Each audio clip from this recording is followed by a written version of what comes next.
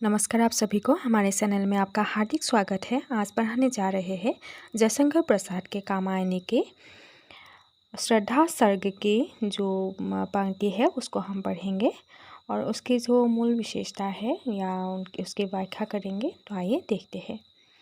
तो यहाँ कामायनी में जयशंकर प्रसाद में बहुत सारे पात्रों को दिखाया है, जैसे कि श्रद्धा है, मनु है, ईरा है। और अभी हम श्रद्धा और मनु यानी कि पृथ्वी का पहला मानव है मनु, जो पृथ्वी में पहले पहले आया था और जिस समय प्रलय हुआ था, बाढ़ आया था, और उस समय मनु जो है वो बच गया था और एक स्थान पे वो रुका हुआ था और उसी समय उसे श्रद्धा दिखी थी। और उन दोनों में कैसे बातचीत होते हैं, क्या होते हैं, वही हम पढ़ेंगे। कौन तुम संस्कृति जलनिधि तीर तरंगों से फेंकी मणि एक, कर रहे निर्जन का सुपसाप प्रभा की धारा से अभिषेक। तो यहाँ पे मनु जो है वो चुपचाप एक स्थान पे खड़ा हुआ है और उसी समय श्रद्धा आ जाती है और श्रद्धा कहते हैं कि हे मनु को कहते हैं कि तुम कौन हो। संस्कृति जलनिधि तीर, और ये जो संसार है यहाँ जल ही जल व्याप्त है और तुम यहाँ क्या कर रहे हो।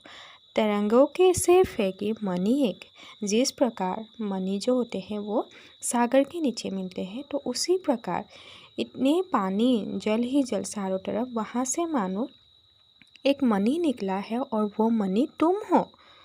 तुम कौन हो, तुम जो यहाँ पे बैठे हो एक मणि जैसे हो, जो झलक रहे हो चारों दिशाओं में, तुम्हारी आभा प्रकट हो रहा है। तुम कौन हो, कर रहे निर्जन का सुपसाप प्रभा की धारा से अभिषेक।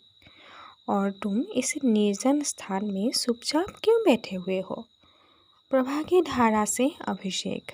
और ऐसा लग रहा है कि चारों दिशाओं की जो भी स्थिति है, जो भी प्रभा का आभास है, यानी कि जो सूरज का किरण है, मान लो वो तुम्हें अभिषेक करवा रहे हैं, यानी कि तुम्हें तुम्हारे आरती उतार रहे हैं। तुम कौन हो, तुम यहाँ कैसे बैठे हुए हो, तुम तो एक मणि जैसे दिखते हो जो कि बहुत ही अमूल्य है। तुम ऐसे चुपचाप क्यों बैठे हो, मानो ऐसा लग रहा है कि तुम्हें सूरज ने आगमन करते हुए अभिषेक किया है तुम्हारा। फिर कवि ने लिखा है कि मधुर विश्राम और एकांत जगत का सुलझा हुआ रहस्य, एक करुणामय सुंदर मौन और संचल मन का आलस्य। तो ऐसे मधुर समय में तुम ऐसे शांत समय में एकांत क्यों बैठे हो। ये जो संसार है बहुत ही ज़्यादा सुंदर है, यहाँ पे प्राकृतिक परिवेश हो या अन्य जो चीज़ें हैं वो यहाँ पे बहुत ज़्यादा सुंदर है। यहाँ एकांत ही एकांत व्यास है और तुम ऐसे सुंदर स्थान में अकेला क्या कर रहे हो, क्यों विश्राम कर रहे हो। जगत का सुलझा हुआ रहस्य, क्या तुमने जगत की जो रहस्य है उसको जानने की प्रयत्न की है, यानी कि जगत का निर्माण कैसे हुआ है, उसमें क्या क्या था, भगवान ने उसे निर्माण किया है या किसी और ने, जो रहस्य है क्या तुम उसका उद्घाटन करना चाहते हो। एक करुणामय सुंदर मौन और संचल मन का आलस्य। तुम इतने सुंदर हो, ऐसा लग रहा है कि तुम करुणा के प्रतिमूर्ति हो।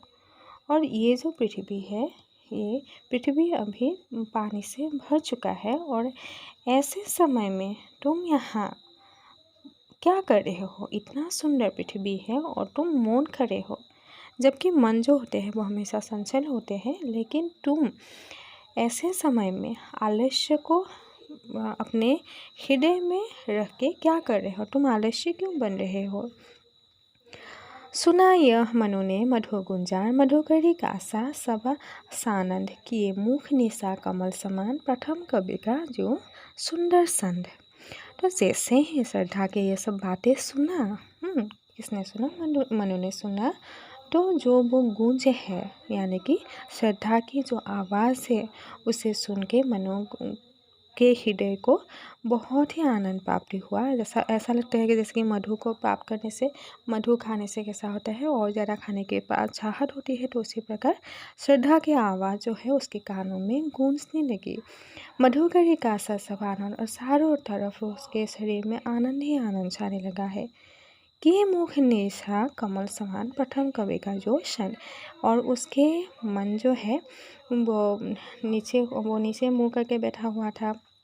कमल के समान सुंदर मुख उसने नीचे डुबो के रखा था। लेकिन जैसे ही उस आवाज़ को उन्होंने सुना तो उसने तुरंत ही अपने सिर ऊपर कर लिया। यानी कि जिस प्रकार जो कवि होते हैं वो सुंदर सुंदर कविता लिखते हैं, छंद देते हैं उसमें, और वो कविता बहुत ज़्यादा सुंदर हो जाते हैं। तो उसी प्रकार जैसे ही वो सुंदर आवाज़, मीठी आवाज़ उसने सुना तो वो तुरंत उठ के खड़ा हो गया। एक झटका सा लगा सहर्ष, निरखने लगे लुटे से कौन, गा रहा यह सुंदर संगीत, कौतूहल रह न सका फिर मौन। फिर कवि का कहना था कि जैसे ही उसने श्रद्धा को देखा तो वो उसका शरीर जो है, सहर्ष जो शरीर है वो झटका खा गया। यानी कि वो समझ नहीं पाया कि क्या हो गया है। सिहर उठा उसका शरीर, निखरने लगे लुटे से कौन, और उसका शरीर जो है, उसका गाल जो है वो निखरने लगा। यानी कि किसी एक चीज़ को देखने से जब आनंद की प्राप्ति होती है तो हमारे शरीर में निखार आ जाते हैं। तो मनु को भी ऐसा हुआ, उसके शरीर में भी निखार आने लगे कि ये कौन है, गा रहा ये सुंदर संगीत, ये कौन है जो इतना प्यारा संगीत गा रहा है, यानी कि इतना मीठा बोल रहा है, ये है कौन। कौतूहल रह ना सका फिर मौन, तो उसका जो मन में कौतूहल था वो रह नहीं सका। इसीलिए उसने ऊपर अपने माथे को ऊपर उठाया और देखा कि ये कौन है, इतना सुंदर बोल रहा है। और देखा वो सुंदर दृश्य, नयन का इंद्रजाल अभिराम, कुसुम वैभव में लता समान, चंद्रिका से लिपटा घनश्याम।